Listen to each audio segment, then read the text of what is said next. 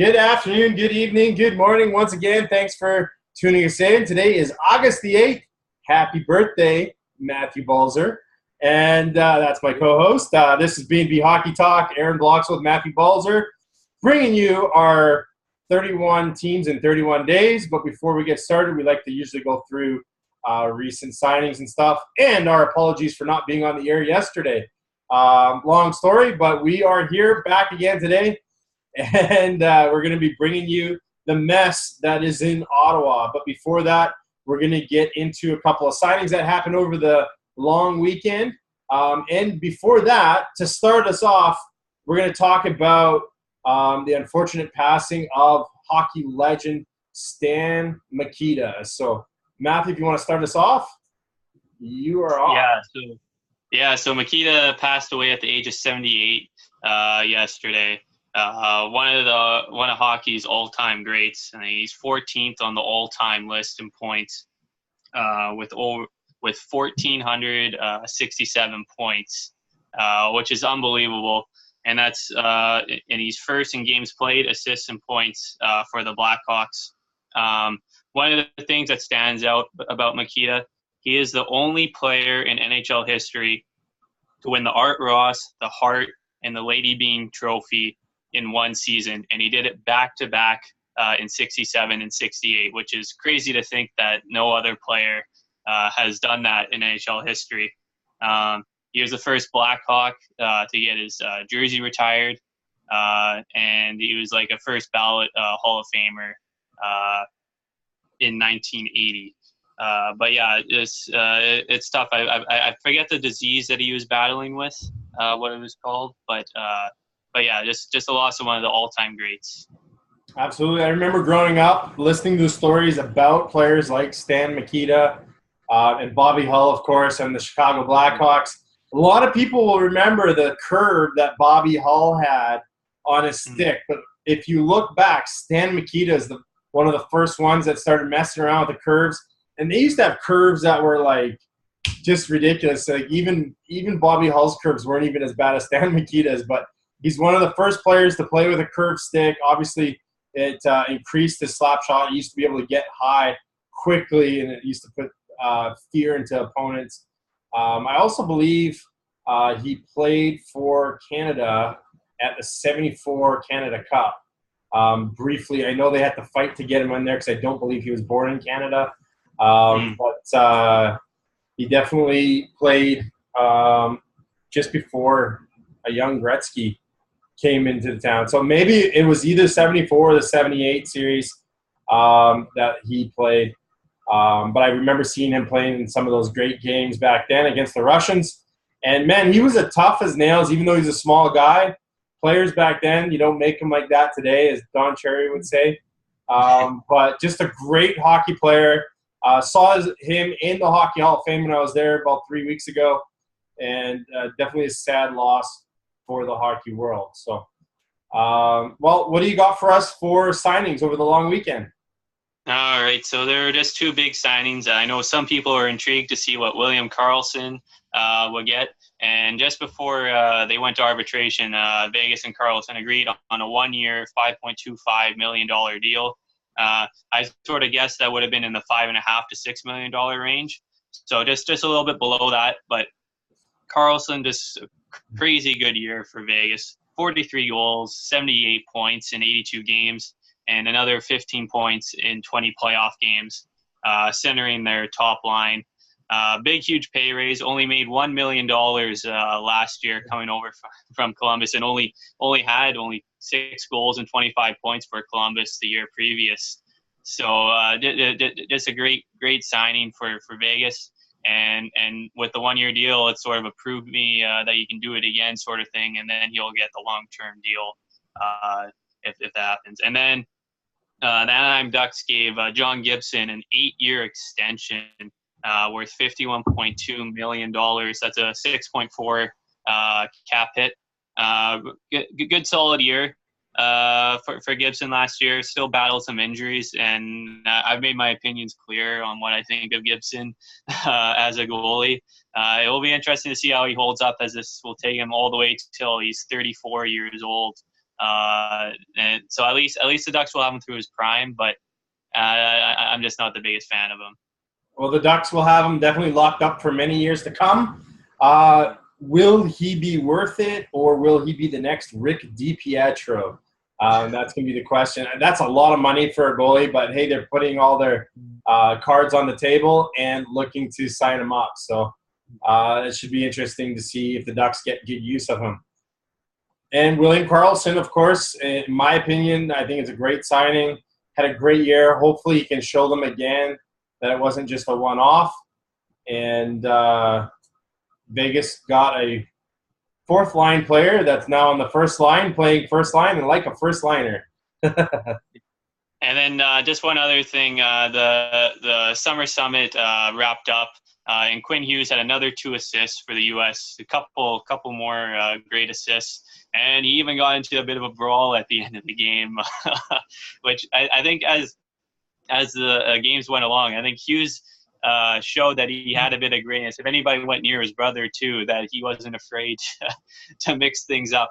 And DiPietro, he only played 1 second half of a game for Canada, which I was surprised to see because he is the favorite to be the number 1 goalie. So I was surprised he didn't get more action, but that'd be it for the Canucks prospects there. No, one more Canucks prospect that actually stood out, looked really well, is defenseman Jet Wu. Absolutely throwing a huge hit in that last game against the U.S. And, of course, was also in the mix-up at the end of the game, claiming the guy with the cage always starts something. Of course, meaning Quinn Hughes' brother Jack, who had to wear a cage because he's only 17. But needless to say, Ottawa prospect Brady Tkachuk in the middle of it, getting a match penalty right at the end for the cheap shot that he threw. Man, the apple doesn't fall far from the tree in that Tkachuk family. It's going to be interesting to see what he does when he makes a decision with his career this year. So let's talk about the Ottawa Senators. Just an absolute disaster season last year. They're absolutely primed to have another disaster season this year. I still think they should blow this up and start trading their assets, bringing in some youth, because even going through some of their prospects here, they don't have a lot of depth at all. But why don't you start us off with the forwards? And we'll leave some of the potential forwards, because there will be forwards and some players that will make this team that are prospects, but we'll leave those prospects to the prospect zone. So start us off, Matt. All right, so one forward I'll just touch on before I go into the lines. Forward Clark MacArthur will most likely be going back on long-term IR with his concussion problems. So that's over like $4 million off the cap. But the lines I have, which we're saying there isn't a whole lot here. Their top line is Ryan Dzingel, Matt Duchene, and Mark Stone. Stone, before he had the season-ending injury, was having a great year, 62 points in 58 games. Matt Duchene, who was brought over in the big Kyle Turris trade, complaining when he was in Colorado that he wasn't having fun and he wanted to make the playoffs. And what happened? The exact opposite happened. He got traded, the ball went down, and Colorado made the playoffs. And Colorado still has their number 1 pick. Yeah, season. So, and Ryan Dzingel actually is probably had like the most surprising season for Ottawa. He actually had a nice, decent season. He had 23 goals, 41 points in 79 games, and was moved into their top 6. The big thing with Duchene and Stone is that they're both UFAs at the end of the year, and those are their big 2 that they need for offense. So it'll be interesting to see what exactly happens there. The second line I have is Marian Gaborik, Colin White, and Bobby Ryan. Gaborik's a big question mark with his health.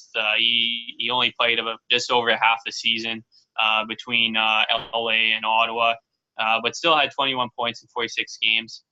Colin White will be the big question mark. He's their first rounder from 2015. Guy Boucher, their head coach, still hasn't shown a lot of trust in him last year or the year before. But I think with their lack of depth, he should be primed to be in their top 6.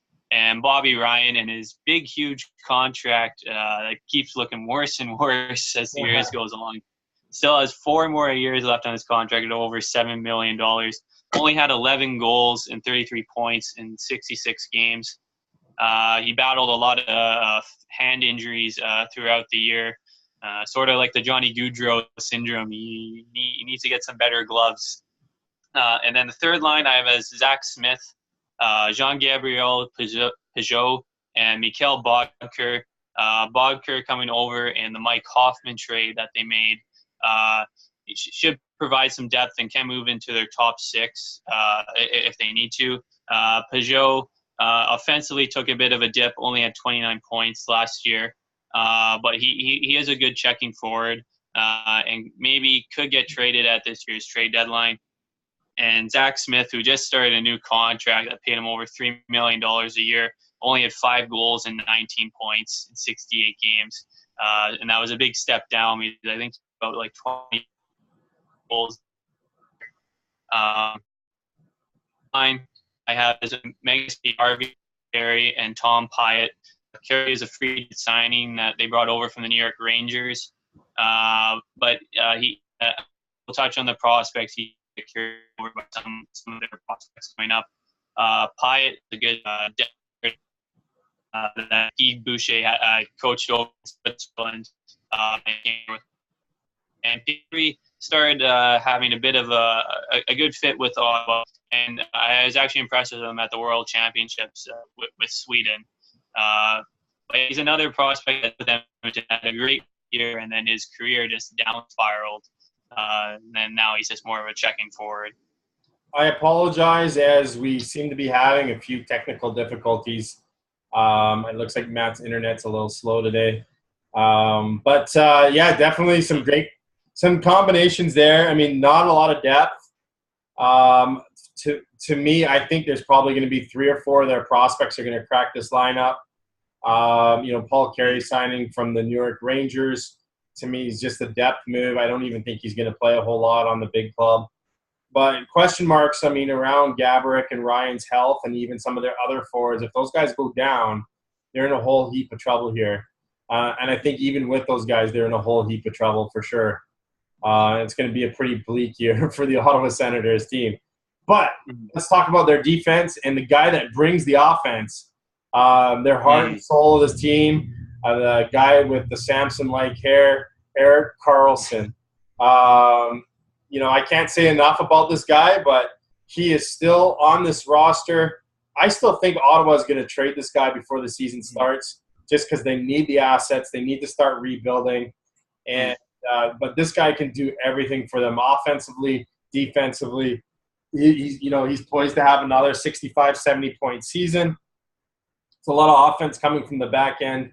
He may even lead this team in scoring the way he plays. But I see him on the top pair. Another guy that's going to get a lot of ice time this year is young player Thomas Chabot, who played last year. He played in 63 games. He had 25 points. He's poised to have a full season with Ottawa and definitely help stable that back end. Their second pair, Mark Borowiecki and Cody Ceci, very solid. Ceci's locked in now under contract, and I believe they're both still pretty young. Ceci adds a lot of stability to that top 4. And, of course, with Erik Karlsson, the amount of ice time he plays, they don't need anybody else. So we're done. The other 3 defensemen that they have that are going to battle for ice time that are going to be in and out of the lineup are Ben Harpur, Chris Weidman, and rookie Christian Wolanin. But we'll touch on Christian Wolanin a little bit more into the prospects. What do you got on defense there, Matt? And then take us into the goaltending. Okay, yeah. Chabot, I think, could be primed for like a big breakout season, maybe like close to 40 points. I would think with him playing for Canada a couple of years ago at the World Juniors, he was by far the best player for Canada at that tournament. And it's like you're just waiting for him to be that new breakout defenseman. Yeah. For Ottawa.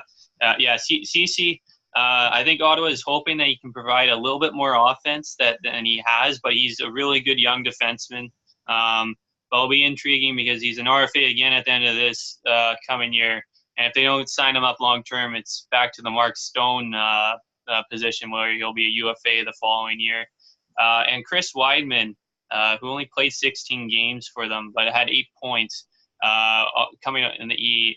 His year ended off like a brutal groin injury. I think he got tangled up with Yevgeny Malkin. But yeah, he's a defenseman that could provide a good amount of offense. I think Boucher played him a little bit at forward on the fourth line, though. So it'll be interesting to see how things go. Getting into their goaltending, talk about a total debacle from the playoff year. They went all the way to the conference final. Craig Anderson and Mike Condon are both returning. Anderson and Condon, both of their goals against averages were way above 3, which is never good. And Anderson's save percentage was below 900 over 58 games played. And Condon was just above 900 in 31 games played. So both of these guys, they have the potential to play better. But with Anderson's age and Condon's up and down play, it's going to be a rough year in Ottawa this year. And their third stringer that they brought in, Mike McKenna, who played in Dallas's farm system with the Texas Stars and took them all the way to the Calder Cup final, is basically a career minor leaguer who's been very consistent in the American Hockey League, one of the best goalies in the American League over the past few years. But yeah, and with prospect-wise, Ottawa doesn't have much coming. And with Condon and Anderson both locked up for another 2 years, it's going to be rough. Well, Craig Anderson, even though he had a rough season last year, wonderful story out of Ottawa with him and his wife with the cancer and everything that they went through. Just a great story that they have battled through, and he's been able to persevere and hopefully gets his career back on track. Let's talk about I'm going to lead us into some of the prospects. I'm going to go over a handful, and then Matt's going to grab another handful. I'll let you touch on Colin White since you've already touched on him a little bit. But one of the guys I think is going to make a jump this year. We're going to actually talk about a couple that I think are going to make this team this year. First off, Philip Chalapik. He was a second-round pick in 2015 for Ottawa. He did get into 20 games last year. He only had 4 points. But he's poised to make this team on either the third or the fourth line. In fact, I've seen one website pencil him in as a possible second or third line player this year. Logan Brown was their first-round pick in 2016. He got a small taste last year. At the beginning of the season, he played 4 games, had 1 point before they sent him back to the OHL, where he finished with 48 points in 32 games. And had a decent World Championships before getting hurt. In 3 games he had 1 point with the USA. He's a guy to look for. He can potentially bring a lot of offense to the table. But one guy I really like offensively that they have is actually there's 2 guys, a couple of World Junior Championships players from Team Canada in Alex Formanton, left winger. Second-round draft pick in 2017. He had 1 game with the big club last year, 2 games with the Belleville Senators at the end of the season. And in 48 games with the OHL's London Knights, he had 48 points, so a point a game. But with Team Canada, in 7 games, he had 4 points and was a force to be reckoned with for sure. He brings a lot more than just scoring to the table. But one scorer that does come to the table is centerman Drake Batherson. He was a 4th-round pick, and in fact, one of the steals of that draft in 2017. Playing in the Q last year, he had 51 games and 77 points. This guy, for the life of him, couldn't get an assist in the World Juniors, but in 7 games had 7 goals and was absolutely clutch when Canada needed him. Why don't you bring us through a few of your some of the obvious ones, obviously, like Mr. Tkachuk. Yes, yeah. So Brady Tkachuk is the guy that Ottawa decided to pick instead of keeping their first rounder for next year, which I think is a big mistake because it looks like they could potentially be up for that first overall pick next year. But saying that, Tkachuk, he's big, just like his dad, Keith. He's feisty, just like his dad and his brother Matt. And he hasn't made his decision yet on if he's going to turn pro this year and join join Ottawa, which I think physically and stuff, he should be able to make the jump. Well, interesting to see how it goes there. Christian Wallinen, who we brought up with the defense, joined the Ottawa towards the end of the year. Got in 10 games, got 3 points. But he was really one of the best offensive defensemen in NCAA. At 35 points in 40 games for North Dakota, and could be primed to get into that top 6 for Ottawa. And Colin White, who I brought up earlier as well. This guy was a star for the U.S. At the World Juniors a few years ago, and I thought he'd already be more of a point getter in the NHL by now. But yeah, I think this year he'll be primed for a breakout season. Their big goalie prospect who they got in the Derek Brassard trade, Philippe Gustafsson, who in the Swedish Elite League went 9-11-0 in 22 games, but had a 918 save percentage in 3 shutouts, and gone to the American League towards the end of the year, getting in 7 games, going 2-4, but a 912 save percentage. This is a goalie that Ottawa is going to be placing their bets on, that he can get into the NHL sooner rather than later to provide some hope on the back end. And Nick Paul is another interesting prospect who they got over in the Jason Spezza trade many years ago. Has never been able to make the jump full-time in the NHL. He only got into 11 games last year, but he did have 27 points in 54 games in the American League last year. And their big first rounder, or their other first round pick from this year's draft, Jacob Bernard Docker, played in the AJHL, which is I forget where in Canada that is. Alberta, okay.